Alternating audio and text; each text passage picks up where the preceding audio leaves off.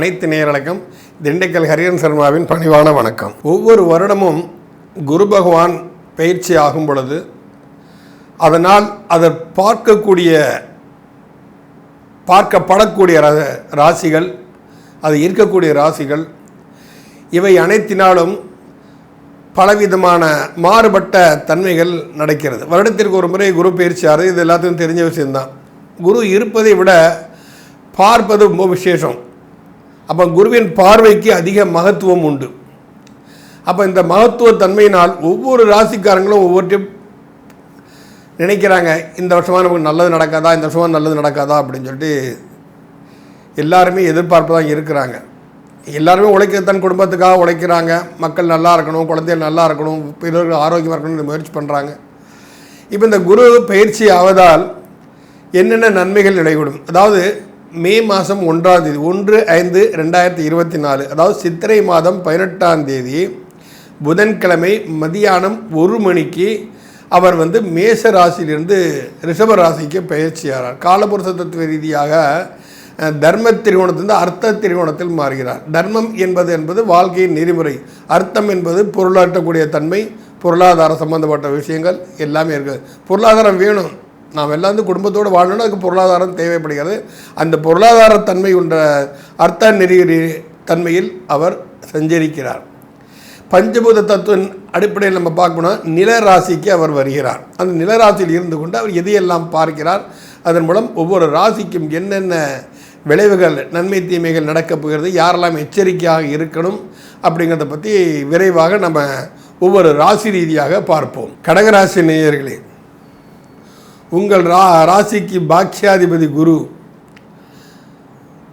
லாபஸ்தானத்தில் சஞ்சரித்து கொண்டிருக்கிறார். பொதுவாகவே லாபஸ்தானம் சொன்னாலும் அதே சமயத்தில் அது உங்களுக்கு பாதகஸ்தானமும் அதுதான். அப்போ பாக்கியம் கெட்டு போச்சுனாலே பாதகம்தான், அதில் எந்த வித மாற்று கருத்தும் கிடையாது. இப்போ பாக்கிய உன்னதி பெறக்கூடிய அளவுக்கு நீங்கள் அந்த தன்மையோடு செயல்பட்டீங்கன்னா ரொம்ப நல்லாயிருக்கும். பொதுவாகவே கடகராசிங்கிறது நீர் ராசி. அந்த கடகராசிக்கு 3ஆம் இடத்தை குரு பார்க்கிறார். 3ஆம் இடம் என்பது என்ன சொன்ன, முயற்சி, ஒரு வீரியம், ஒரு வேகம், உத்வேகம், இவை அனைத்திற்குமே உண்டான இடம் 3ஆம் இடம் தான். இளைய சகோதரம் நம்ம சொல்லலாம். இவை அனைத்திற்குமே உண்டான இடம்தான் 3ஆம் இடம் என்பது. அப்போ 3ஆம் இடத்திற்கு 11ஆம் இடத்தில் குரு உட்கார்ந்துருக்கானா, மூத்த சகோதர ஸ்தானத்தில் குரு உட்கார்ந்துருக்கான். கடகராசிக்கு மூத்த சகோதர ஸ்தானத்தை குரு உட்கார்ந்துருக்கிறது உங்களுக்கு சகோதரர் வகையில் ஆதாயம் வரக்கூடிய ஒரு தன்மை கண்டிப்பாக உண்டு. இதனால வரைக்கும் கேட்டேன், போடா யாருக்கு தான் பிரச்சனை இல்லை, நானும் தான் பிரச்சனைன்னு சொல்லிட்டு அண்ணன் கூட இப்போ தம்பி என்னப்பா செய்கிற, உனக்கு ஏதாவது வேணும்னு சொல்லுப்பா, நீ யார்கிட்டே கேட்டால் இப்போ என்னால் கொடுக்க முடியல, என்கிட்ட காற்று இருக்குப்பா, ஏதாவது தொழில்களில் பண்ணு, நீ நல்லா இரு, வருமானத்தை நீ பெருக்கிக்கோன்னு சொல்லக்கூடிய ஒரு ஸ்தானம் தான் இந்த கடகராசிக்காரனுக்கு அமையும். இருந்தாலும் அது பாதகஸ்தானம் இருக்கிறதுனால எதையுமே ஒரு எச்சரிக்கை இருக்கணும். திடீர்னு பணம் கொடுக்குறனாலும் யோசிக்கணும். இப்போ மூத்த சகோதரன் மாத்திரமில்லை, மூத்த சகோதரன் வயதில் உள்ள நண்பர்களும் இருக்கிறார்கள். எல்லாம் உங்கள் அப்பா ஃப்ரெண்டாக இருக்கலாம், அவருடைய பையன் உங்களோட பெரிய பையனாக இருக்கலாம், பெரியவனாக வயசில் பெரியவனாக இருக்கலாம். அது ஒரு மூத்த சகோதரன் தானே. அந்த வகையில் பார்க்கும்போதும் அவர்கள் மூலம் நடக்கக்கூடிய விஷயங்கள், அதுலேயும் அவருடைய உள்நோக்கு எதுவும் இல்லாமல் பார்த்துக்கணுங்க.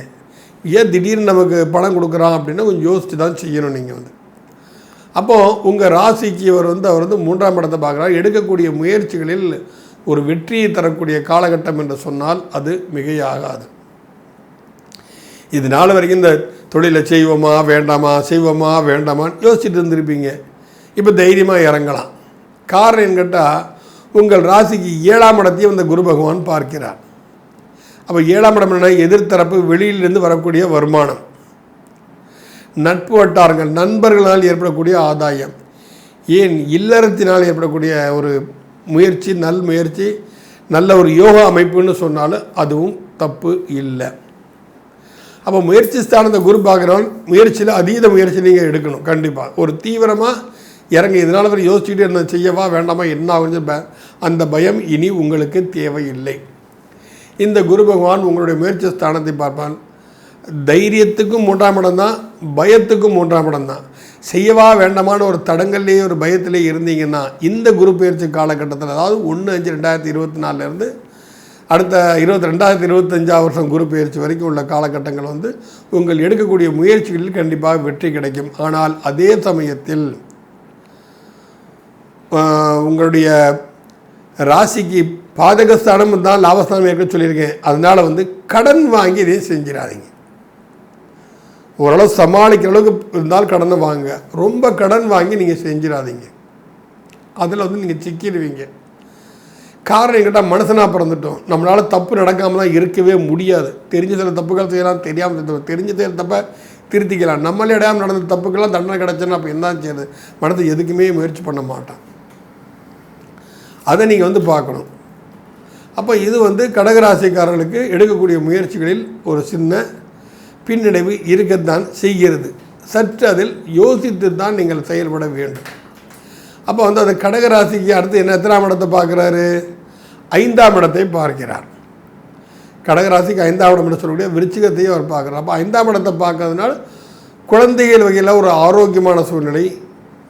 இப்போ நல்ல காலேஜ் ஹையர் ஸ்டடிக்கு போய் சேரணும், நீட் எக்ஸாம் எழுதுறீங்களா? தைரியமாக எழுதுங்க. இந்த வருஷம் உங்கள் பையன் நீட் எக்ஸாம் எழுத சொன்னால் தைரியமாக எழுத சொல்லுங்கள்.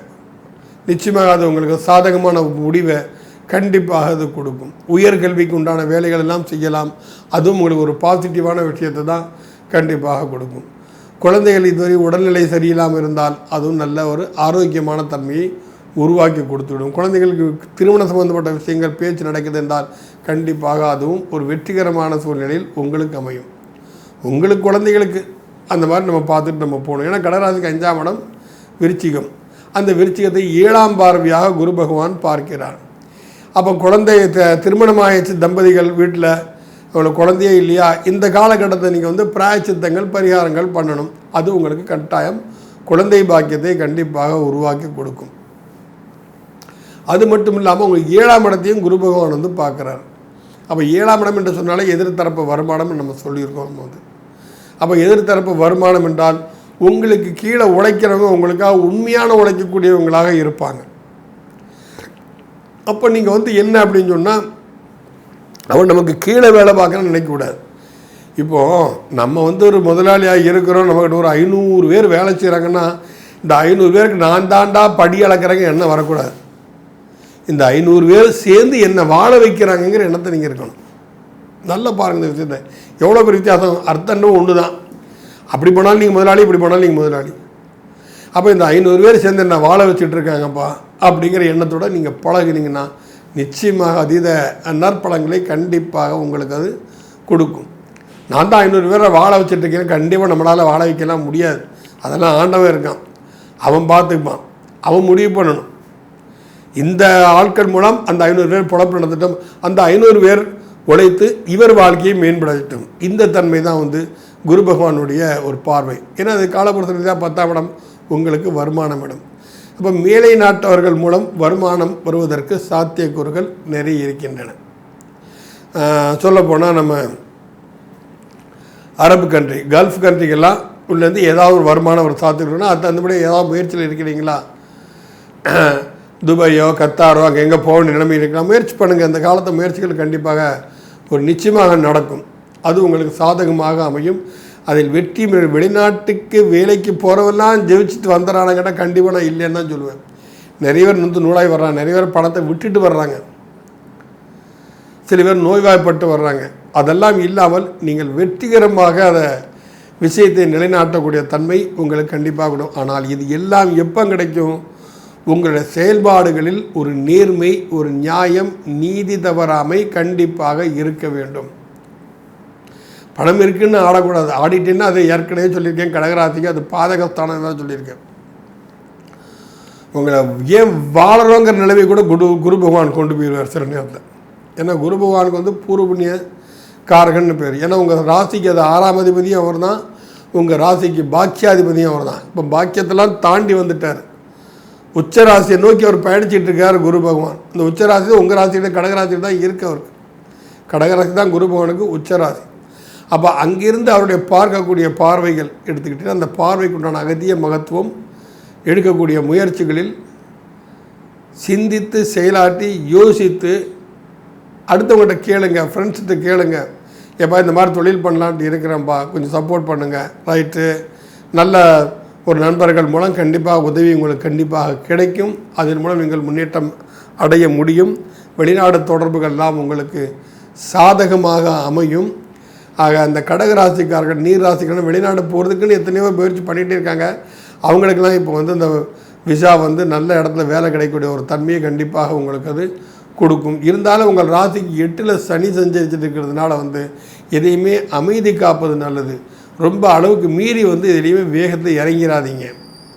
நம்மளுக்கு ஆஹா குரு பகவானோட முயற்சி தானமான 3ஆம் பார்வையாக நம்மளோட 3ஆம் இடத்துல குரு பகவான் பார்க்குறாரு, எடுக்கக்கூடிய முயற்சி அனைத்தும் வெற்றி கிடக்கூடிய விஷயம் அப்படின்னா வந்துட்டிங்கன்னா நீங்கள் செய்யக்கூடிய செயலின் நோக்கத்தை இறைவன் நன்கு அறிவான், நவ கிரகங்களும் நன்கு அறியும்.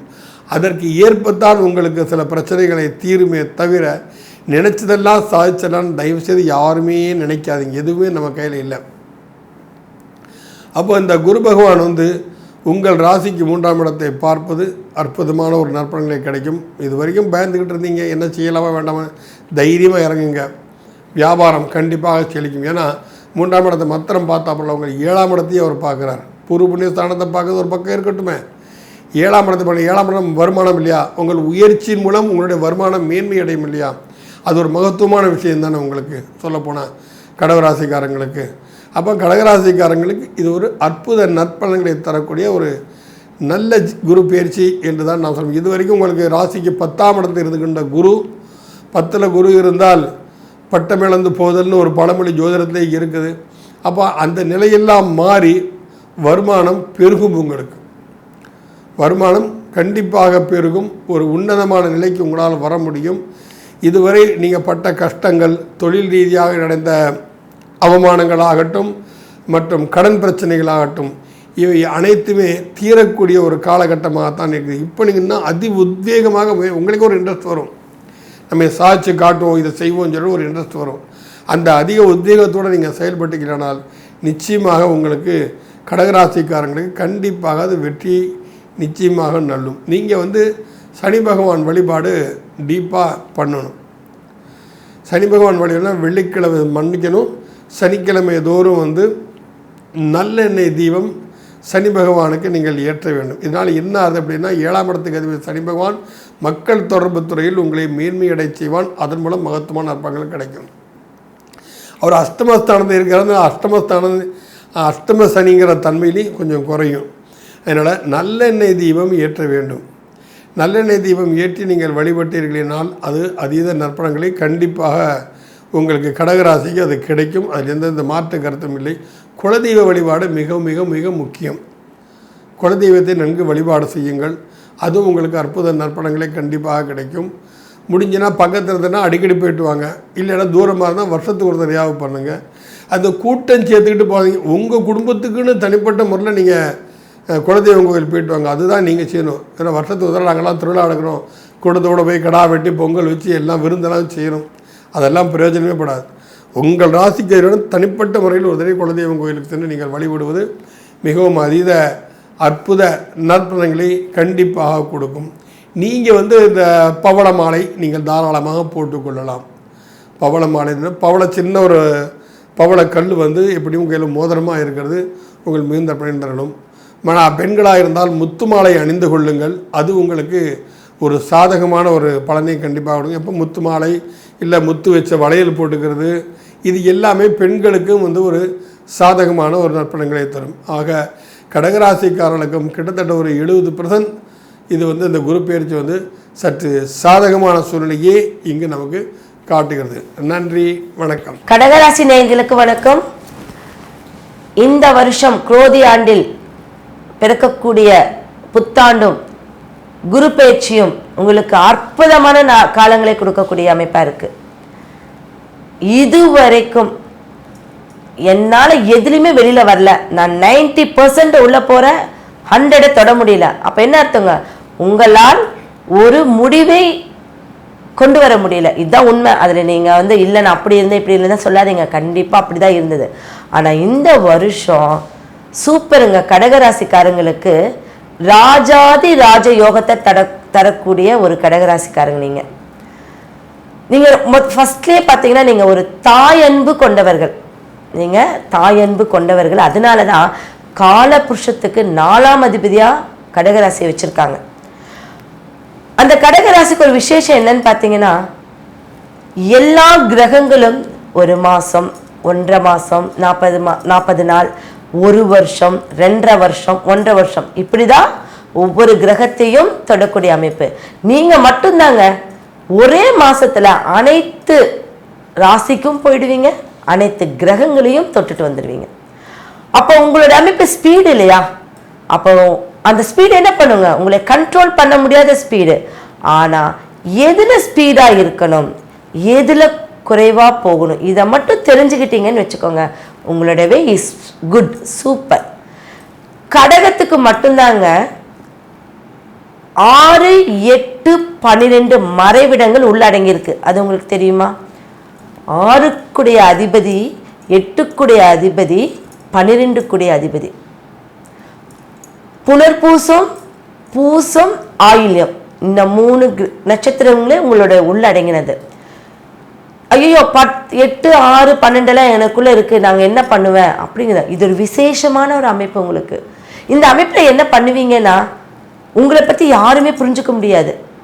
எல்லாரும் சொல்லுவாங்க, என்னை பற்றி அவன் உடனே தெரிஞ்சுட்டாயா, நான் ஒன்றுமே சொல்ல, அவன் என்னை பற்றி முழுமையாக தெரிஞ்சு. ஆனால் உங்களை பற்றி ஒரு இம்மி அளவும் தெரிய முடியாது.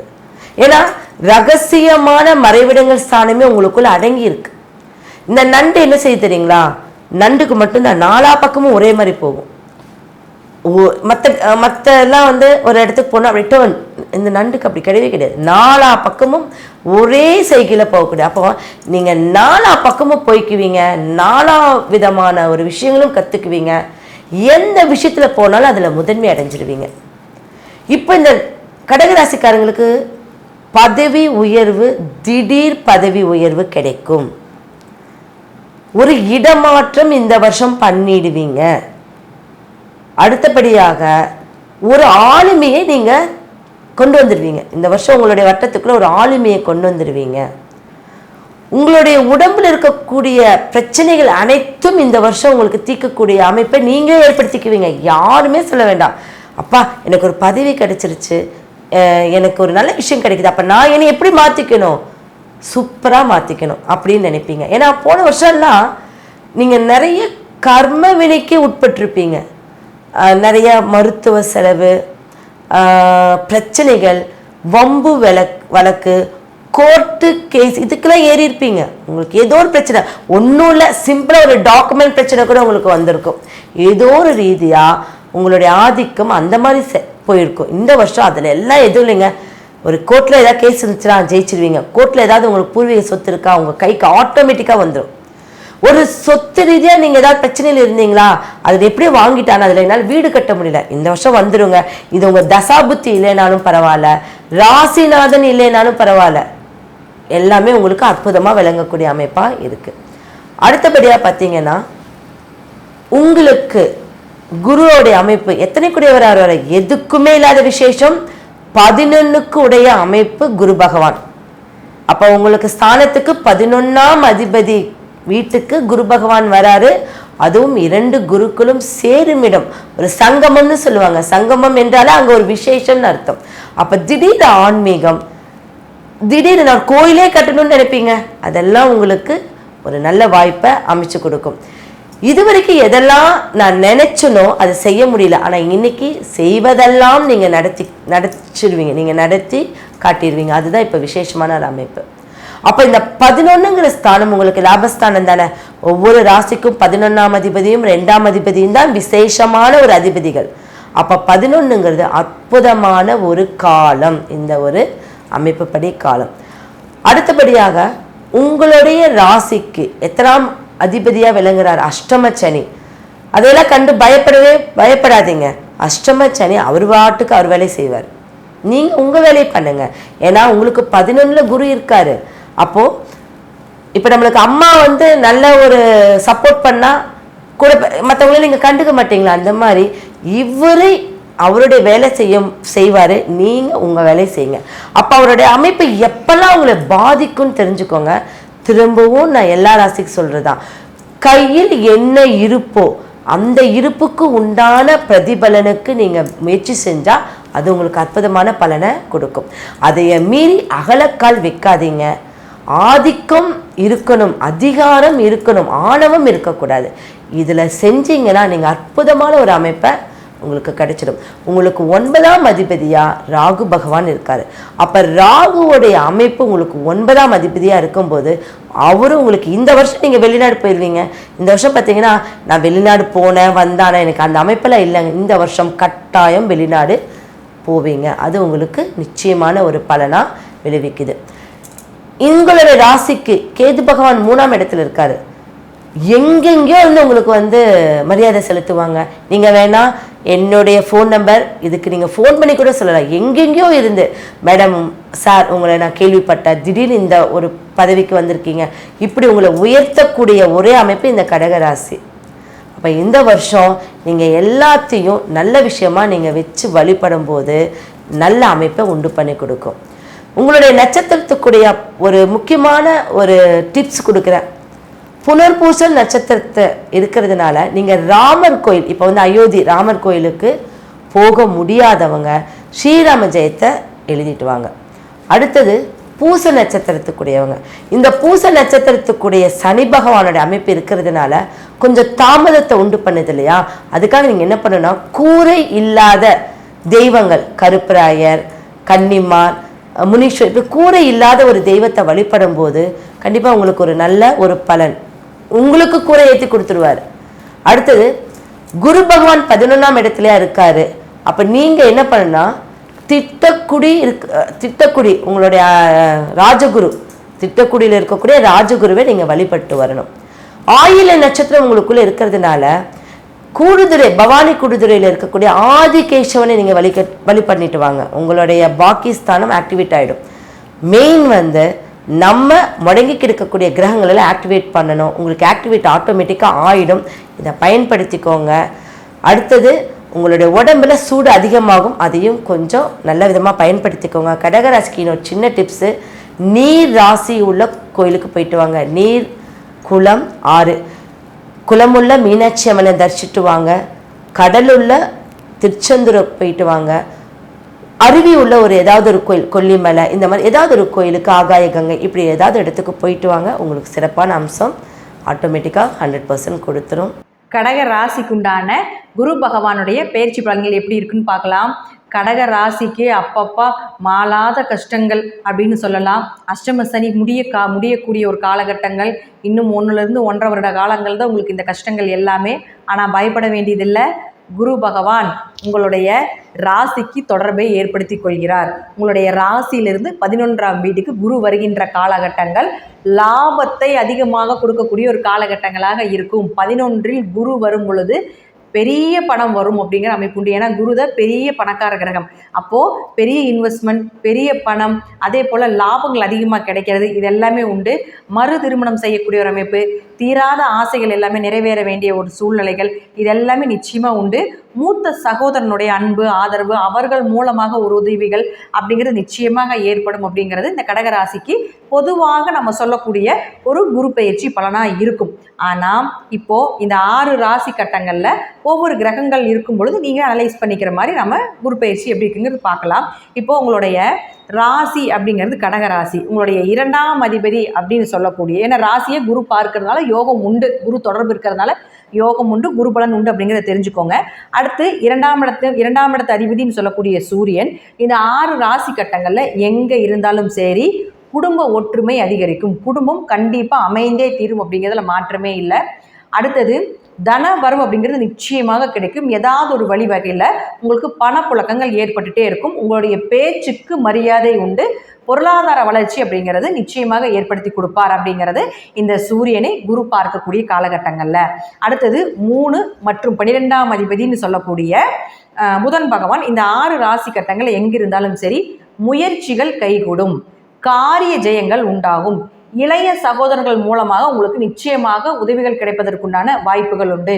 3ஆம் இடம் அப்படிங்கிறது தைரியம், விஜய வீரிய ஸ்தானம் அப்படிங்கிறதுனால குழந்தை சம்பந்தப்பட்ட பிரச்சனைகள் இருக்கக்கூடியவர்கள் இந்த குரு புதனை பார்த்தால் இந்த காலகட்டங்களில் ட்ரீட்மெண்ட் எடுங்க. நிச்சயமாக உங்களுக்கு சாதகமாக வரும். காரியங்கள் எல்லாமே ஜெயமாகும். முயற்சியை கைவிடாதீங்க. நிச்சயமாக எல்லாமே உங்களுக்கு வெற்றியை கொடுக்கக்கூடிய ஒரு அமைப்பை ஏற்படுத்தி கொடுப்பார்.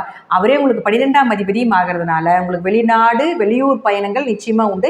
நிம்மதியான உறக்கம், அதே போல் பயணங்கள்னால ஒரு வெற்றி, கணவன் மனைவிக்கு உண்டான அந்யூன்யமான உறவு எல்லாமே 12ஆம் இடம் தான். அப்போ புதனை குரு பார்த்து விட்டால் கணவன் மனைவிக்குள்ளிருந்து வந்த கருத்து வேறுபாடுகள் விலகி ஒரு அந்யூன்யமான ஒரு வாழ்க்கை அப்படிங்கிறது நிச்சயமாக ஏற்படுத்தி கொடுப்பார். அது மட்டும் இல்லாமல் 12ஆம் இடம் அப்படிங்கிறது கோவில் கட்டுமான பணி, சுப விரயங்கள் இதெல்லாமே சொல்கிறதுனால நிச்சயமாக குரு பார்வையில் புதன் இருந்து விட்டால் சுப விரயங்கள் உங்கள் குடும்பத்தில் நடந்தே தீரும் அப்படிங்கிறது அமைப்பு உண்டு. அடுத்து உங்களுக்கு 4 மற்றும் 11ஆம் அதிபதினு சொல்லக்கூடிய சுக்கிர பகவான் இந்த 6 ராசி கட்டங்களில் எங்கே இருந்துட்டாலும் சரி நிச்சயமாக என்ன மாதிரி விஷயங்கள் கொடுப்பார்? வீடோ மனைகளோ சொத்துக்களோ ஏற்படுத்தி கொடுத்தே தீரணும். தாய் மூலமாக ஒரு உதவிகள், தாய் வழி சொந்தங்கள் மூலமாக ஒரு உதவிகள், ஒரு கெட்ட பேர் இருந்துச்சு அப்படின்னாலும் கூட இந்த சுக்கிரனை குரு பார்க்கக்கூடிய காலகட்டங்களுக்கு ஒரு நல்ல பேர் வருவதற்குண்டான வாய்ப்பையும் ஏற்படுத்தி கொடுப்பார். அடுத்து வந்து இந்த 5ஆம் இடம் அப்படிங்கிறது 4ஆம் இடம் அப்படிங்கிறது பார்த்துட்டிங்கன்னா உங்களுக்கு நண்பர்கள் உறவினர்களை சொல்லக்கூடிய ஒரு இடமா இருக்கிறதுனால இந்த இடத்தை குரு பார்க்கும் பொழுது அல்லது குரு தொடர்புகளை ஏற்படுத்தி கொள்ளும் பொழுது நிச்சயமாக வீடோ மனைகளோ சொத்துக்களோ சொந்த பந்தங்கள் மூலமாக உங்களுக்கு உதவிகள் மூலமாக கிடைக்கும் அப்படிங்கிறதுலையும் மாற்றமே இல்லை. அடுத்து அவரே 11ஆம் அதிபதியும் ஆகிறதுனால நிச்சயமா லாபங்கள் ஏற்படும். ஏதாவது ஒரு வழிவகையில் லாபங்கள் வந்தே தீரும் அப்படிங்கிறதுலையும் மாற்றம் இல்லை. இது வந்து உங்களுக்கு 11ஆம் இடம் அப்படிங்கிறது தீராத ஆசையை சொல்றதுனால உங்களுடைய ஆசைகள் எல்லாமே நிறைவேறும் அப்படிங்கிறதையும் நம்ம தெரிஞ்சுக்கலாம். அடுத்து உங்களுக்கு 5 மற்றும் 10ஆம் அதிபதினு சொல்லக்கூடிய செவ்வாய் 5ஆம் இடம் தாங்க அதிர்ஷ்டம். அப்போ செவ்வாய் இந்த 6 ராசி கட்டங்கள் எங்கிருந்துட்டாலும் சரி உங்கள் ஜாதகத்தில் அதிர்ஷ்டங்கள் விபரீத ராஜயோகங்கள் இதெல்லாமே இருக்குதுன்னா இந்த காலகட்டங்கள் அதெல்லாமே செயல்படுத்தக்கூடிய ஒரு காலகட்டங்களாக இருக்கும். குலர் தெய்வத்தினுடைய அனுகிரகம் முழுமையாக கிடைக்கும். 5ஆம் இடம் அப்படிங்கிறது குடும்ப ஒற்றுமை சொல்லக்கூடிய ஒரு இடம். அப்போ குடும்ப ஒற்றுமை அதிகரிக்கக்கூடிய ஒரு அமைப்பு. குழந்தைகள் 5ங்கிறது குழந்தைகள்ங்க. அப்போ உங்கள் குழந்தைகளுக்கு ஒரு பெயர் புகழ் மதிப்பு மரியாதை அல்லது குழந்தைகள் மூலமாக உங்களுக்கு இதெல்லாமே கிடைப்பதற்குண்டான வாய்ப்புகளும் உண்டு.